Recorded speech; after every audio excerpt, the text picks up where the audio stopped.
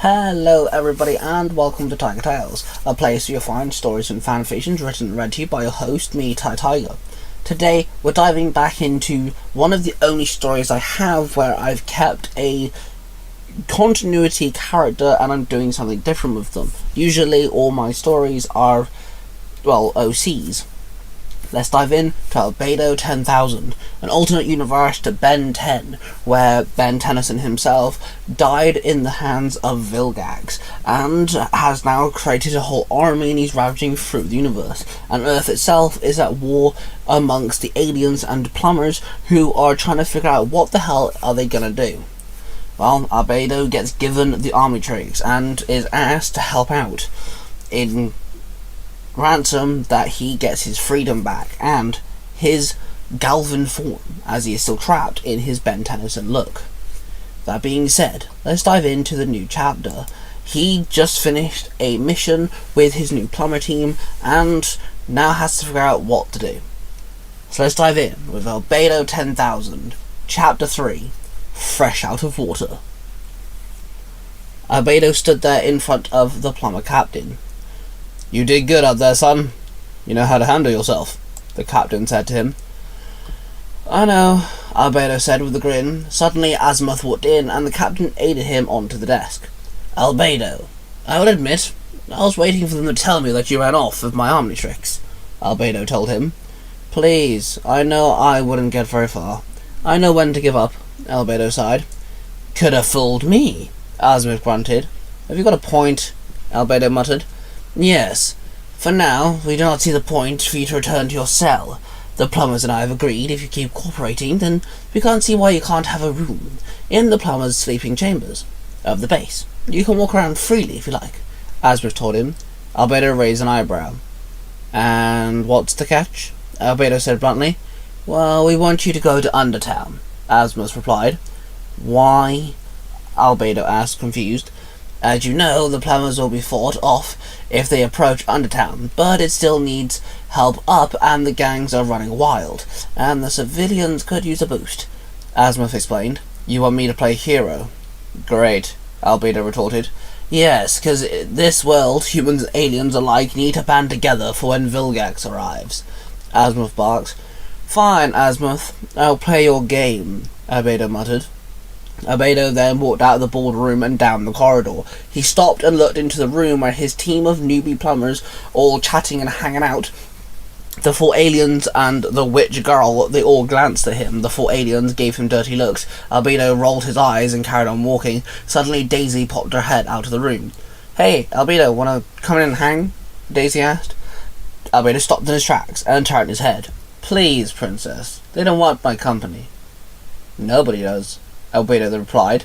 Then he carried on walking away. Albedo walked through Undertown. The town had not changed since Ben Tennyson was alive. He walked past a few shot faces. Whether the aliens knew him as Albedo, or the shot face was due to Ben's face walking around once again, who knew? He carried on walking and found a small fountain. He sat down by it and looked down at the water and at his own reflection, and then rolled his eyes. He hated the form that he had to endure. Not only the features, but the height makes it worse than if he was dead. Suddenly, an alien flew over Albedo's head and crashed into the fountain. The water splashed up and covered Albedo, soaking his hair and his red jacket. "Thanks," Albedo sneered. The alien stood, dripping wet. "My apologies," the alien sighed. It was an Orcian. Ben had called his DNA sample water hazard. The red aquatic alien stood there, facing Albedo. He turned around to see a group of aliens walking up to him. "Move out of our way, human. The water scum is ours," one alien barked. 7 versus 1 doesn't seem rather fair," Albedo replied. "You're in the way, human," another alien barked. Albedo turned to the Orcian. "And what did you do?" Albedo asked him. "I tried to break a blockade. They have built a saltwater system in Undertown," the Orcian told him. Albedo turned back to the alien gang. "Really? Water supplies? You have stooped this low?" Albedo sighed. One of the aliens leaned in close and aimed his blast at Albedo. "Move out of the way, human," the alien sneered. "First mistake. I am far from human. Second mistake, I wield the Omnitrix. Thirdly, you have ticked me off. Albedo snapped, then he chose his alien and slammed his hand down on his Omnitrix and transformed into Terror Spin. The turtle tucked his head down and spun his fins and shell, becoming a powerful turbine, his chest opening up, blasting intense wind, hitting the group of aliens as they all blasted back. Some fell off their feet, some got blasted back completely. One chunky alien managed to withhold his ground and started shooting at Terraspin. The Orison aimed his palm and blasted 2 streams of water at the alien, smacking him back, crashing into his crewmates. Both Terraspin and Orison stopped their attacks. "Nicely done," Terraspin told the Orison. Then, as the aliens started to climb to their feet and come to their senses, Terraspin started spinning once again, but blasting his air from his torso, aiming at the ground, and he started floating. "Hop on!" Terraspin barked. The Orison jumped onto the top of the Terraspin on his shell, and Terraspin took off, flying straight up into the air, and started hovering over the buildings. He glided over the street, and then fell down into an alleyway. The Orison jumped off Terraspin. He stood and transformed back into Albedo with a flash of red. "Thank you, Omnitrix user," the Orison said. "Albedo," he replied. "My name is Vivian." The Orison introduced himself. "Well, you're welcome. And, would you tell him the truth about those guys wanting to thrash on you?" Albedo asked. 100%, Vivian told him. "So, how are they blocking water?" Albedo asked him. "A thick layer of ice, too thick for any pickaxe to break," Vivian replied sadly. "Now let's go melt this ice wall," Albedo suggested. "Really?" Vivian asked, surprised and grateful at the same time. Vivian led Albedo into a huge tunnel. There they found a way deeper in underground. "I swear, if this is a trap, I'm going to melt you," Albedo threatened.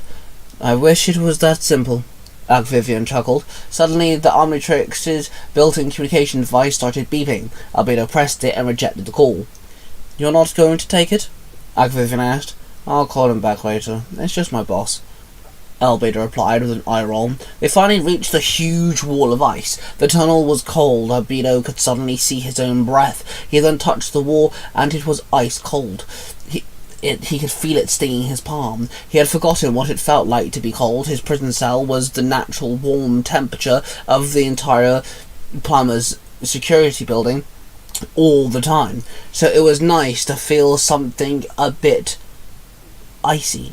Albedo then examined the wall and found one section which was weaker than the rest of the structure. Albedo scrolled through his aliens on his Omnitrix, slammed his wrist down, and turned into Heat Blast. Then Heat Blast walked up and placed his fiery hands on the wall and increased the temperature of his palms, the ice starting to melt slowly. Then he turned his palms into a big fiery blast and started blasting the wall. He then took a few steps back as water started to break through the wall at a certain point, and it started filling the tunnel.